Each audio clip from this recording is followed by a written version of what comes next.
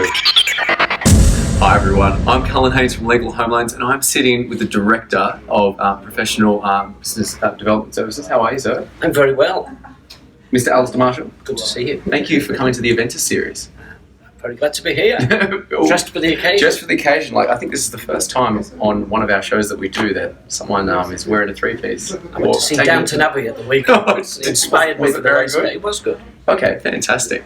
Well, the reason why I really wanted to speak with you, Alistair, because what you do is just so incredibly important to, especially our community that we deal with, legal professionals, our clientele, in terms of, obviously they're very technically competent on what they do, but as the old adage goes, you can be the best at what you do, but if no one knows about you don't know how to grow your business, then it's very hard to scale. So I guess I want to kick things off today very quickly. What would your number one suggestion be to for a legal professional or someone in that community to grow their network as a lawyer?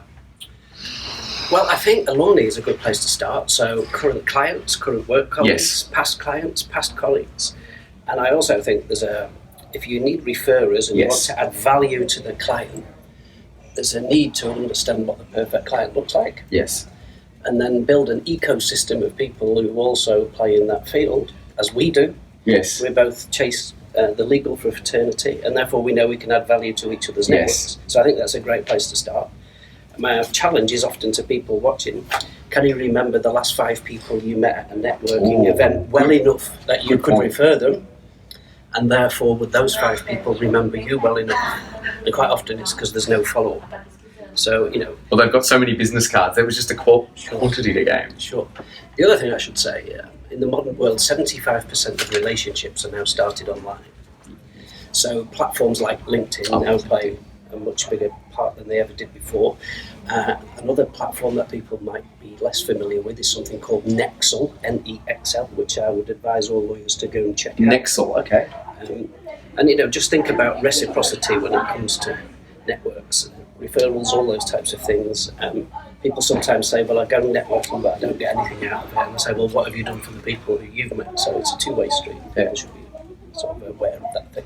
Okay. So it sounds like you're very big on, I think the one word that struck me was ecosystem. Yes, huge on that.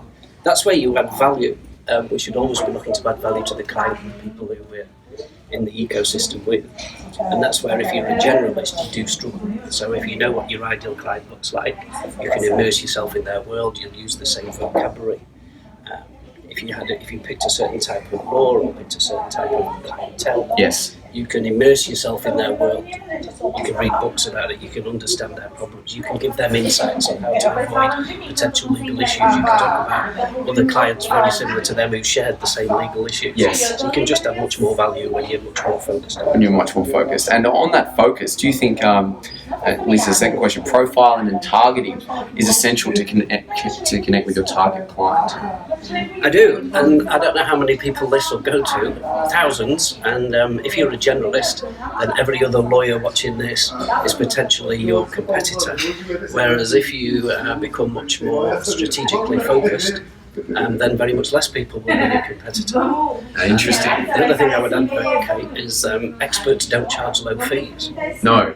So don't be afraid to charge what you're actually doing. If you're specialising, there's a fee attached to that. Yeah, and I think going forward, specialism will prevent people from becoming obsolete.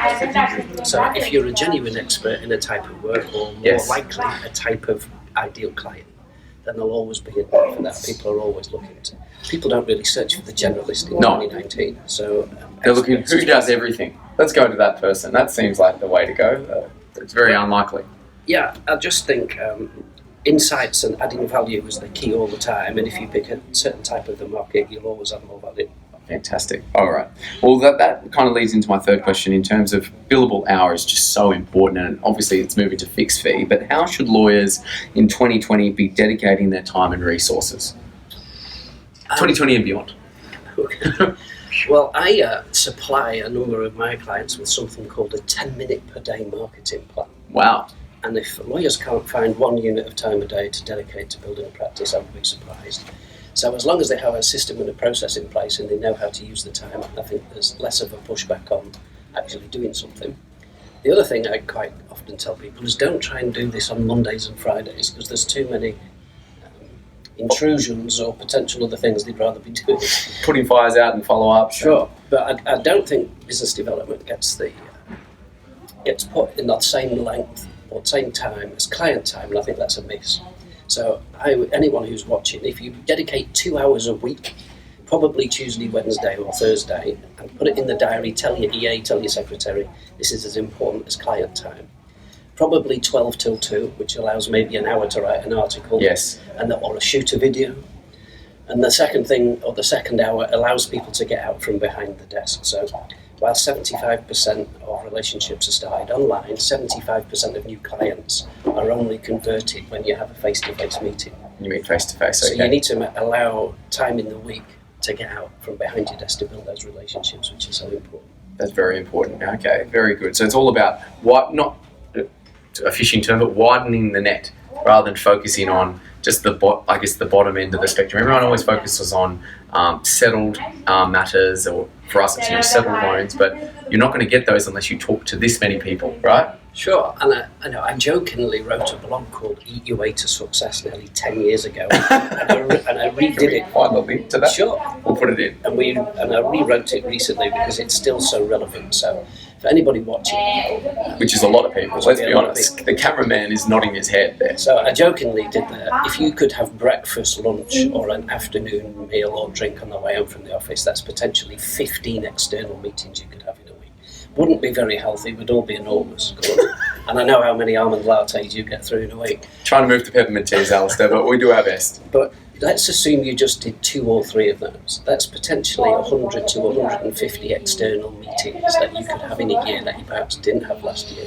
And if people did that, by doing that alone, I'd guarantee them double-digit growth, even if they weren't that good at what they said when they get there, because good things happen when you get out and meet people. And they'll get better.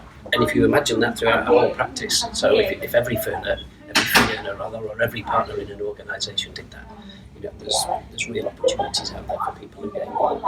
It's amazing. This one, I think, is very pertinent, especially with platforms like LinkedIn, where a lot of legal professionals are, and we love LinkedIn as well. What can assist lawyers standing out from the crowd? Okay, I talk regularly about what I describe as the expert model. So what do experts do? The challenge really is twofold for lawyers. The first one's visibility. No one's going to hire you if they don't know who you are. Correct. The second one is credibility. Even if they know you, they won't hire you unless you can demonstrate you're better than the next person. Yes. So speaking, writing and networking both on and offline is the easiest way. So I did some research where I asked 150 firms how they want new work and their routes to market. And most of them were around those things. So whether that be public speaking or holding seminars, people need to get on board with. Sounds salesy, but it's not elevator pitches. You need to be able to answer the question, what is it that you do for people? I think that's a good point. I think that's a good point. And not just saying I'm a lawyer. Like I read a book recently called Book Yourself Solid. And he says there's a certain way you should actually tell people what you do. So when people I did it yesterday on the weekend at the UPW event, and someone asked me what I do, and he was someone that could potentially refer. And I said, look, I assist lawyers self-actualizing through finance because we're the only finance broker for lawyers in Australia. It's a compelling way rather than just saying, I'm a BD manager or I'm a finance broker. Sure, and not many people do that very well. And everyone listening will have sat at dinner next to an accountant and said, what do you do? And I'm an accountant. And they thought, wow, and then you just start counting your beans that you're eating, right? But I already know the answer to this question, or I think I know the answer from yourself, Alistair. What are your thoughts on referrals and an effective way to generate leads? Do you think it is? It's the best way to generate leads. And when I ask lawyers where they win or new work or how they build their practice, it's always the answer, word of mouth. Unfortunately, you can only grow your practice at the rate that other people are prepared to talk about you. Good point, yes. And these days, if you don't ask, you don't get. So very few lawyers, I hate to tell you, do work that's 9 or 10 out of 10 and worth people proactively referring to. You need to be asking for those referrals. We're in the 9th month of the year. We are. Everyone watching here should question themselves how many clients have they asked for a referral so far this year. Maybe a few people embarrassedly looking at their shoes right now thinking I haven't done that, in which case you'll be waiting a long time to grow practice. I really think there's a massive opportunity through your network, but again, you need to be very specific who you want to talk to. And if you ask for a general, does anybody know anyone who knows anyone who needs any legal work, the answer will be no. So you need to really think about a trigger moment. When's the best time to ask for a referral? Because many people ask, you need to ask the right people at the right time in the right way. And most people don't do that, which is why they're not that effective at doing it. So in terms of having a trigger moment on which to ask for a referral, the best time is when people have scored you 9 out of 10 on a client satisfaction survey. So for everyone watching, if you don't do any client satisfaction type surveys, then you're missing out, because that's a real key trigger moment to ask for a referral.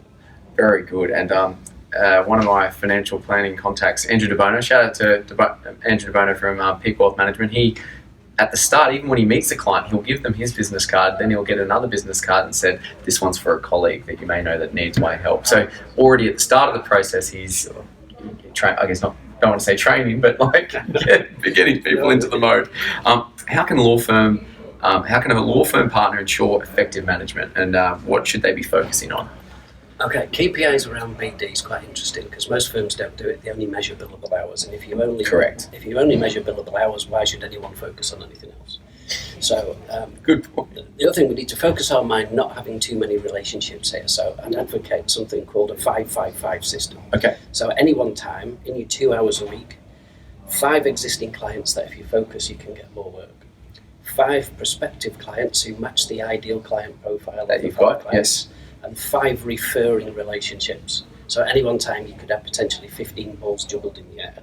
So I advocate that partners talk to their teams about what are you doing with those 15 relationships with those people. Good point. How many client meetings have you had? How many prospective meetings have you had? How many talks have you given? How many articles have you written? How many videos have you shot with national people like yourself, Cullen?